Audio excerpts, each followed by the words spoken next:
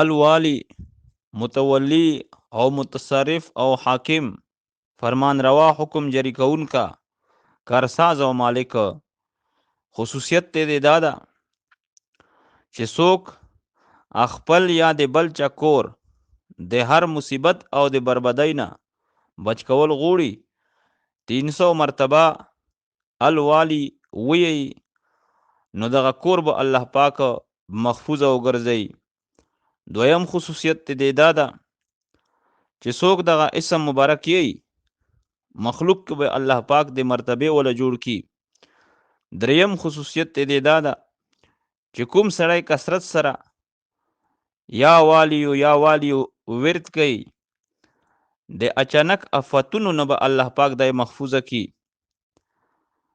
سلرم خصوصیت ته دادا چې څوک دا کثرت سره یي نو کوم تندرونه دي د دغه نه بدای الله پاک محفوظه کی.